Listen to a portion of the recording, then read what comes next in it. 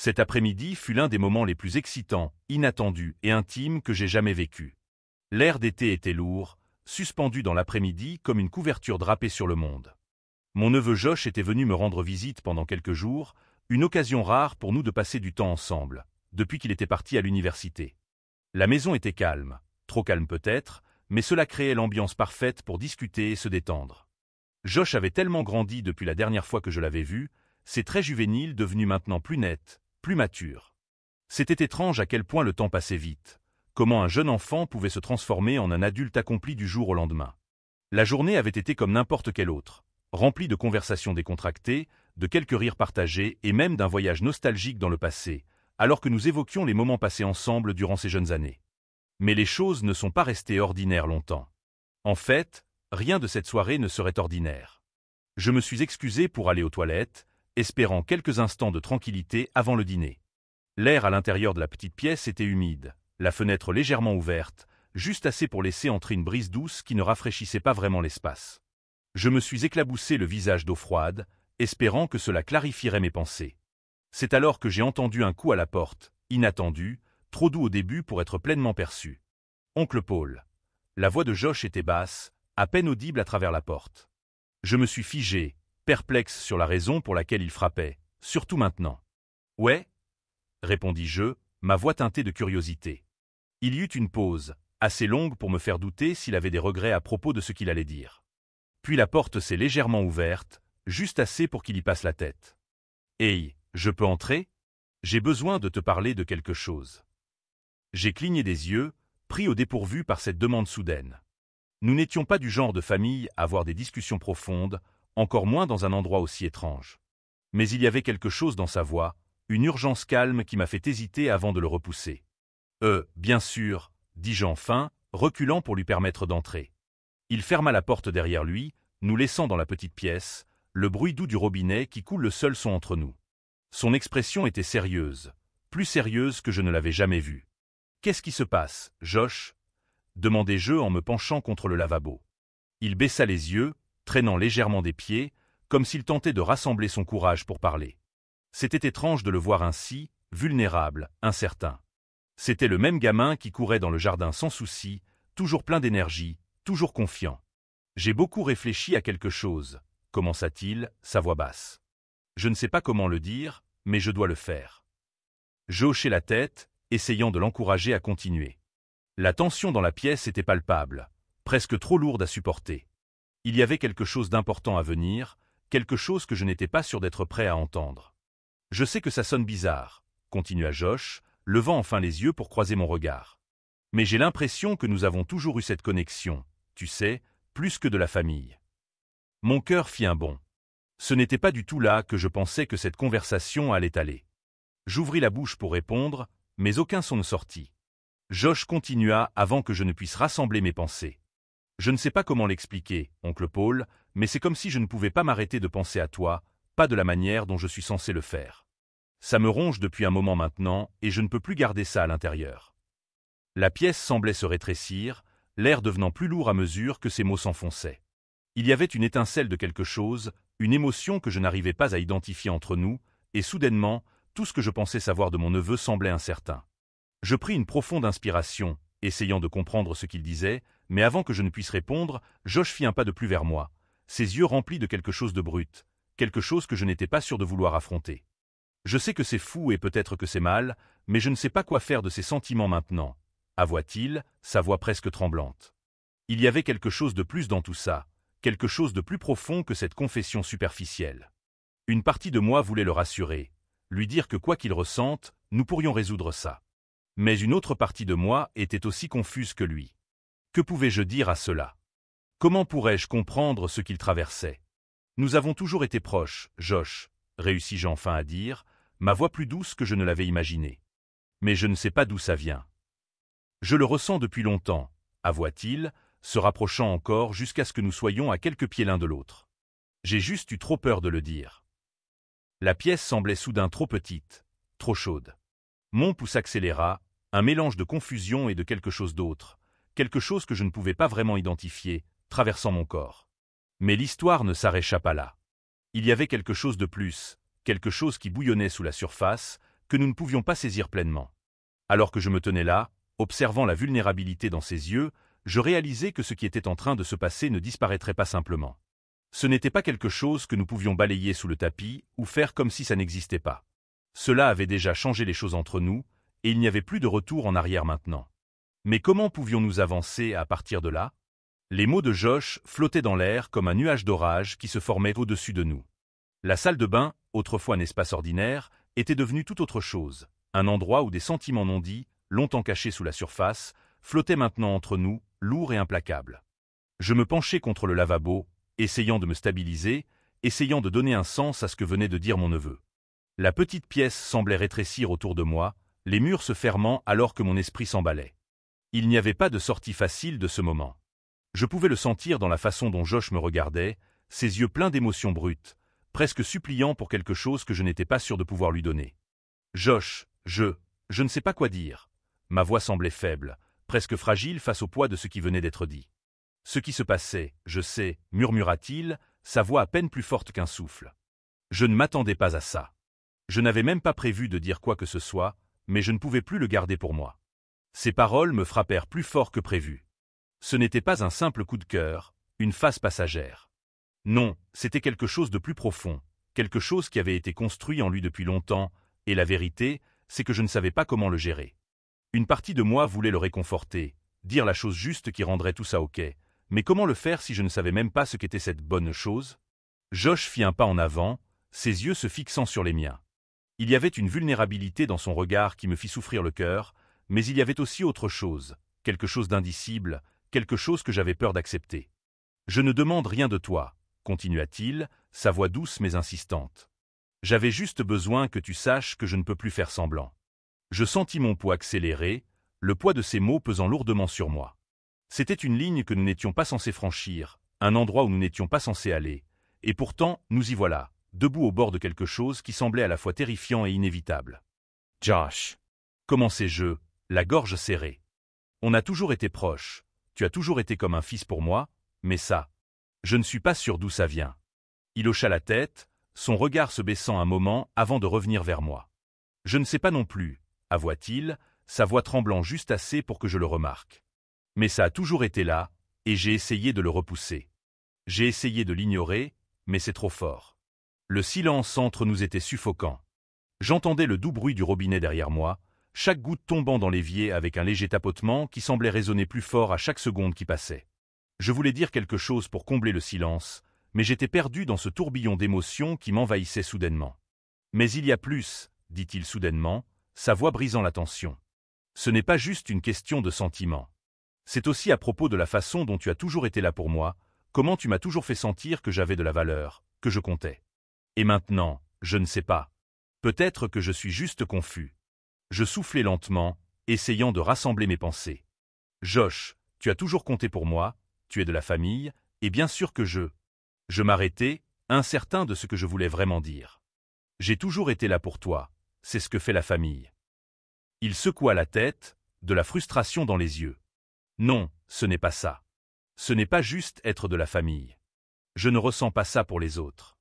Cette confession suspendue entre nous, je sentis le poids de ces mots nous tirer vers un endroit où nous n'étions jamais allés auparavant.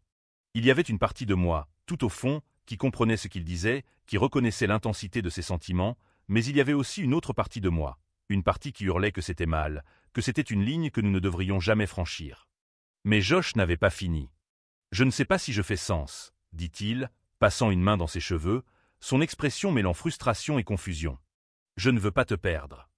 Je ne veux pas tout gâcher entre nous, mais je ne peux plus faire semblant que je ne ressens pas ça.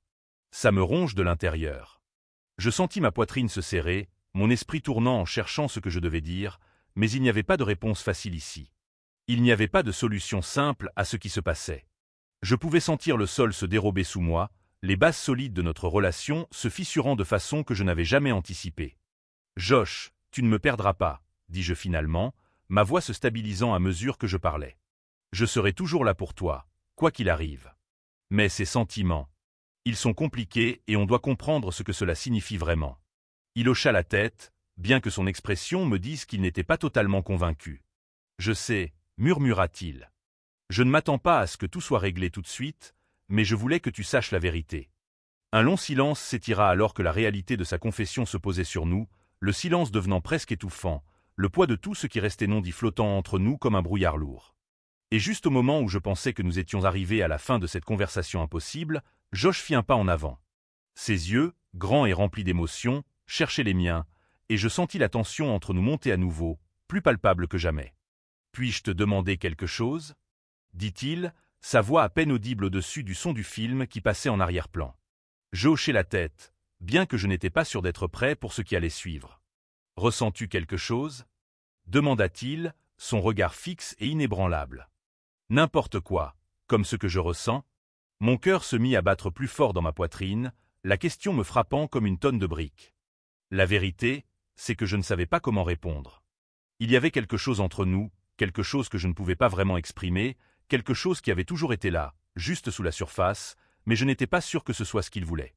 Je n'étais pas sûr que ce soit quelque chose que je pouvais reconnaître, ou si c'était quelque chose que je devais enterrer profondément, là où il ne pourrait jamais voir la lumière du jour.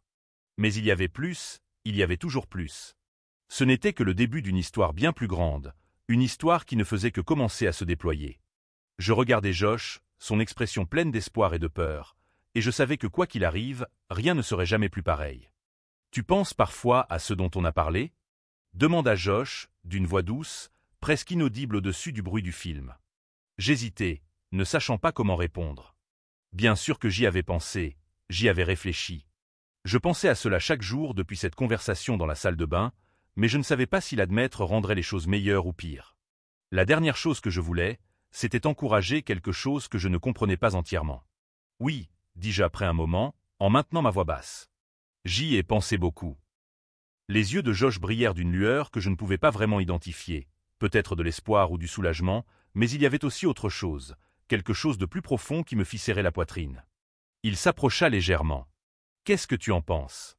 demanda-t-il. Je soufflai lentement, passant une main dans mes cheveux, cherchant les bons mots. Qu'est-ce que j'en pensais? C'était ça, le problème. Je n'étais pas sûr. Il y avait une partie de moi qui voulait le protéger, garder les choses comme elles étaient, mais il y avait une autre partie de moi, une partie que je commençais juste à reconnaître, qui n'était pas entièrement opposée à ce qu'il ressentait. Je pense. Commençai-je, mes mots s'éteignant alors que je tentais de rassembler mes pensées. Je pense que c'est compliqué. Je pense qu'on est dans un endroit difficile à naviguer, et je ne veux pas te faire de mal, Josh. Je ne veux pas dire ou faire quoi que ce soit qui pourrait gâcher ce qu'il y a entre nous. Le regard de Josh s'adoucit, et pendant un instant, je vis la vulnérabilité chez lui à nouveau, la même vulnérabilité qui avait été là dans la salle de bain cette première nuit. Il s'ouvrait à moi d'une manière que je n'étais pas sûr de pouvoir gérer, mais je ne pouvais pas le rejeter, pas maintenant. Je ne pense pas que tu gâcheras quoi que ce soit, dit-il, sa voix stable. Je veux juste savoir où tu te tiens. Si ça peut être quelque chose de réel ou si c'est juste quelque chose que j'imagine. Je déglutis difficilement, ma gorge soudainement sèche. Il me demandait de définir quelque chose qui semblait impossible à définir. Qu'est-ce que c'était? Une émotion passagère? Une connexion plus profonde que nous n'avions pas explorée? Ou autre chose encore? Je ne sais pas, avouai-je, ma voix à peine un murmure. Je ne sais pas ce que c'est, Josh. Je suis encore en train de le découvrir. Il hocha lentement la tête, ses yeux ne quittant pas les miens. Ce n'est pas grave, dit-il doucement. Je n'ai pas besoin que tu aies toutes les réponses tout de suite. J'ai juste besoin de savoir que tu es ouvert à le découvrir avec moi. Il y avait une honnêteté calme dans ses paroles qui me fit mal au cœur. Il ne demandait pas de promesses ou d'engagement, il demandait juste une chance pour nous d'explorer ce qui se passait entre nous, sans pression, sans attente. Mais il y avait plus. Il y avait toujours plus.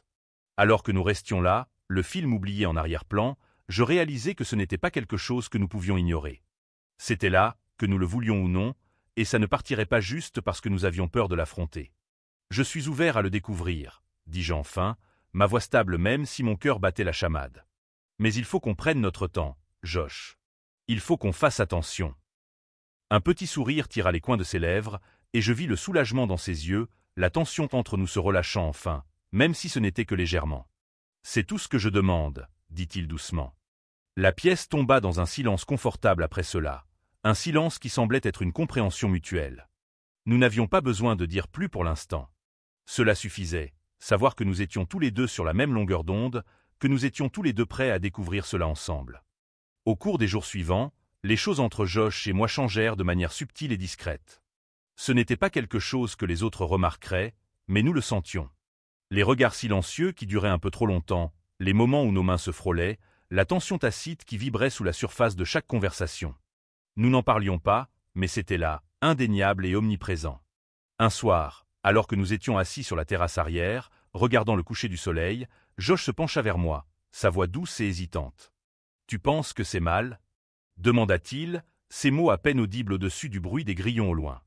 Je le regardai, pris au dépourvu par la question. « Qu'est-ce que tu veux dire ?»